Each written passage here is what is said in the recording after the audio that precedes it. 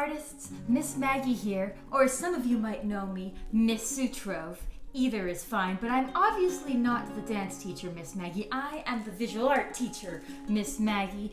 And this year, every single week, we are going to be making art together. I'll be making a video for you, and then you'll be sharing what you create back to your class online. I'm so excited for this. Visual arts, as many of you know, is my favorite thing. I created this painting right behind us, and I will be sharing other art that I've made around our beautiful island of Maui. Today, I want to talk about something very important that was sent home with you, your paper. Every student at Pomaikai is getting a packet of paper like this. If you've already gotten yours, then go get it right now. Just pause the video and go get it. If you haven't gotten yours yet, then you'll be getting it soon. Watch this part of the video again when you've got your packet of paper. Sound good?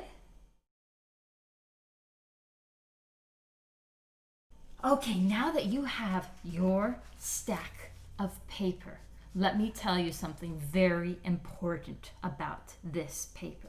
This is the paper for our art classes together. It's not for any other projects. It's for what we create together in first quarter. If at the end of first quarter you have some extra paper and you have some ideas, then maybe you can use it for something then. But right now, this paper is just for the awesome things that we make together. Understand? Okay, let's see what sort of paper we have. First of all, there's some colored paper here on the bottom. Let's look at that. We have some construction paper. I have 2 pieces of black, a green, a blue, a purple, and a red. Look and see what construction paper you have. Only use the construction paper if I say that's what we're using for a project. Sound good? Okay. Now, let's see what other paper we have. All the rest of this paper is white, but there's 2 different kinds. I see that there's a paper in here that is stiffer and it has some texture to it. See how that one has some texture and this one doesn't? Find the paper that has texture. You probably have 2 small papers and 1 large one. This paper here is watercolor paper. This paper is only if we're painting, and I say to use watercolor paper. This paper is gold. This paper is really expensive, and so I'm trusting you to save it for the projects that we use with watercolor. Then we have our other paper. This paper is still really nice. This is our drawing paper. Our drawing paper, we have more of it. Count how many sheets of the big paper you have. Make sure that you know how many big sheets you have of the drawing paper. Now, make sure how many of the small sheets of the drawing paper you have.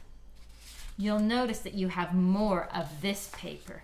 This paper is for when we draw or use most of our art supplies. It's good for sketching, but it's also really nice paper. So if you're doing a drawing and you're not happy with how it turned out, you need to start again, use the back side of it before you go for another piece of paper. Use this paper carefully. All this paper, we need to put it somewhere safe. Take 1 small drawing paper and put it on your desk. Now take all the rest of your paper and put it in a folder. Put it somewhere safe where it's not going to get used by accident, where no one's going to accidentally put their lunch on top of it, where it's not going to get wet, where your little brother or sister or big brother or sister aren't going to take it and use it by accident. Put it somewhere safe and keep it there until it's time to do our next art project next week. You can pause the video and go do that right now. Okay, are you back?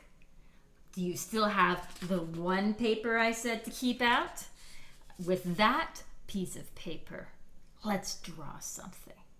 Let's make something that you can put up in your learning space or somewhere in your home that it will make you happy. I'm gonna draw a puppy dog. Draw whatever makes you happy. But if you don't have any ideas, draw a puppy dog with me. I'm going to be speeding up my video, but pause it anytime you need to in order to catch up. I'm starting with an upside down triangle. It's a little bit rounded, and some ovals for the eyes, and then for the mouth I have a backwards J and a J going the right direction. Continue the lines up and make it fluffy, and tongue, and oh, some dots right there. Eyebrows give it character, and those ears coming down, fluffy again, and little fur on the top of the head. Now, if this puppy dog's going to have a body, we'll need to add the legs, the paws, and a little bit more fluff there. And let's add a tail with some fluff and some paws, and now watch this little bit of magic. One line there, and then another there, and the puppy dog standing on a surface. You could make it indoors or outdoors, whatever you want.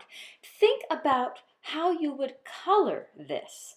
Think about what supplies you have on hand. What would make this art piece come alive? But also think, whatever you choose to use, you are responsible for cleaning up and putting back the way it was. I'm going to use a Sharpie and then some markers.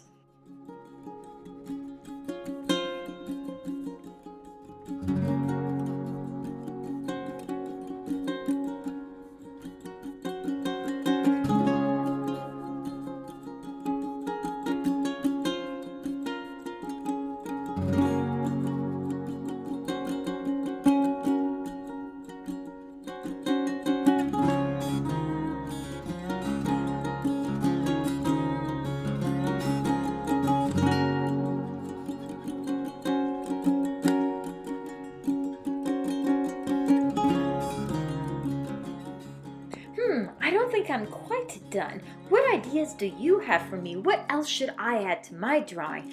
Look at your drawing, whatever you drew, and decide what detail could you add to make it even more amazing. I can't wait to make more art with you next week. See you soon.